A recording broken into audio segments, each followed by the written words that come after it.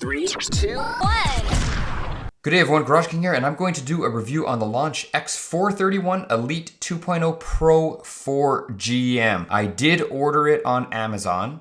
You can see there's the screenshot, and it was left at my front door or porch, and luckily I didn't have a porch pirate that stole it, so that was good. So I have it today to review. Now the reason I bought it is it's inexpensive, it's bi-directional, and it has lifetime updates. Now in terms of size, it's not the biggest, it only has a screen of about 4 inches. Now as for charging, the manual just specifies plugging it into the vehicle and it'll charge when you're using it, but I also found that if you plug in the USB-C port, it will charge. So now we're going to test it in real life on a turbo Chevy Cruze, and let's see how it does. So at first glance, when we start it up, you can see it's got the typical launch display with the diagnostic, the OBD2, the upgrade, the mall, and the settings. You got your 3 buttons on the bottom. One thing I found what was kind of interesting is that little book at the bottom left-hand corner. There you go. You can see I just pressed it.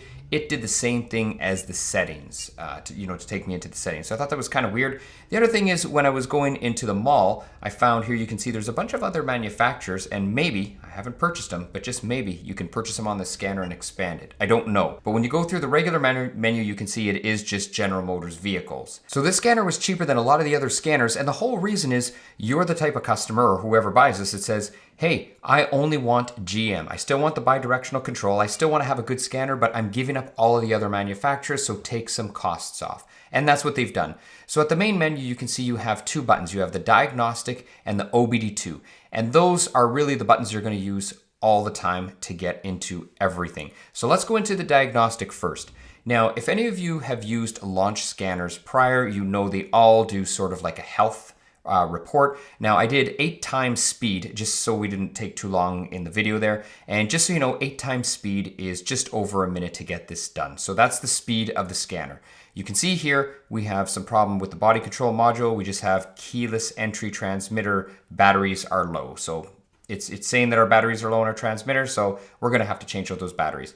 But that's what you get from the health report. Now you can also do a system scan, which is a nice feature as it will scan all of the modules in your car. Now also, I'm at 8 times speed right now, so the real elapsed time to scan all of the modules was approximately 1 minute Earth time. I'll scroll through and you can see the different modules that this vehicle is equipped with. And then you can go in any of those modules and dig deeper for trouble codes, live data, or you can do actuation tests. So here I went into the engine control module. I selected that it has an automatic or a variable transmission. That's what this one has. I'm checking for diagnostic trouble codes, and there is no diagnostic trouble codes. It tells me that the system is normal.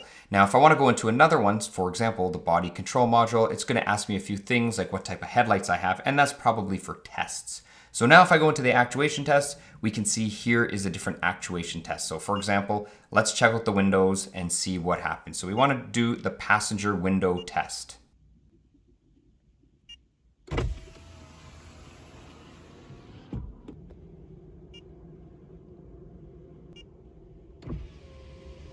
That's a great test to check your relays and your window operation. So now what we're going to do is an instrument gauge cluster sweep. So we're going to go command none. So we're going to command it. You can see their status says on, and there the gauges are sweeping. So if we have one of the gauges in particular not working, we can check them all just to make sure. Next, we'll do our brake, transmission shift, interlock, solenoid, actuator. And you can see there, I was able to move the shifter without actually pressing the brake. Normally you always have to press the brake. So now I can turn it back on so it's working properly, and I'll try to give it a tug here, and you can see it will not come out and go into gear. Next up, we have the reset functions, and it actually has quite a bit of reset functions from brake pad replacement, battery reset, ABS bleeding, tire pressure sensor. There's adaptive gearbox, stop start reset, AC system relearn, gear relearn, turbo charging matching, rainfall light sensor, just to name a few. As long as you didn't need a health report, I found the easiest thing to do was to go through the OBD2 menu, and then you could find out what module you were looking for, or what live data, or what type of actuation tests. I just found the scanner easiest to use that way. So here you can see, I'm gonna try to see what type of live data we can pull from here. So I'll highlight live data right there. And again, I'm gonna speed up the video a little bit here just to keep us moving along. We're at 400%, so 4 times, and we're gonna pick off a few things, and let's see what type of information the scanner will give us. There you can see that's the information, so that's the live data. If I give the car a little rev, you can see there things change, so it's pretty accurate and it's quick. It does respond quick. Now if I want to graph the information, I just hit the side button and you can see right here it pulls up a graph and it'll actually adjust the scale depending. So you can see the top of the graph was 3,000 for engine RPM. If I went up to say 10,000, not possible on this engine, but if I did exceed the 3,000 RPM, what it would do is it would just adjust the scale on the graph accordingly. So let's take a look and see what else we can get. So engine coolant temperature is not going to cut it because that's going to move very slowly. I want something that can go a little bit faster. There's airflow rate from mass airflow sensor. That's a little bit better, but maybe if we look up here, we can see actual engine torque. Okay, so we're at 78%. Let's give it a rev. And the scanner was able to read the torque values of the engine that were computed by the ECM. Now say you want to graph multiple things. Well, I'll let you know. For this scanner, it's max 4 on the graph. So you can graph up to 4 bits of information all at the same time. And you can see there's different scales there for the data stream. So it will adjust for the different data streams. But 4 max on the graph is about, that's all you can do. Not is about, that's all you can do. Now, let's go into the TCM, so the transmission control module, and see what we can find in there. So current gear. So we were able to read our current gears. Now back into the ECM, you can see here's our turbocharger bypass solenoid valve control. I don't know exactly what it does, but I can control it on and off. So, you know, we'll just leave that. An easy one is the stop start. Let's stop the engine. There you can see the engine started or stopped. Let's start it again.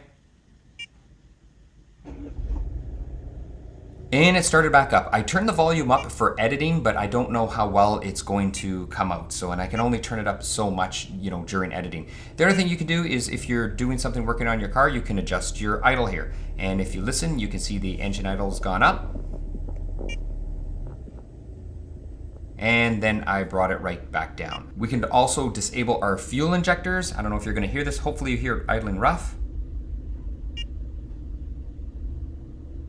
And the engine smoothed out. So that can be handy also when diagnosing things. Here we can test our accelerator pedal position to make sure that it is functioning properly. So for under 200 bucks, you can do a lot with this scanner. Like I said, the only thing you're doing is you're giving up other manufacturers and you just have to choose one. So if you just have a GM vehicle and that's all you have and you want to have a lot of, you know, information, here I'm even looking at fuel pressure across cylinder 1 injector. It's a direct injected engine, so that's a pretty cool feature to have to make sure you're getting proper fuel.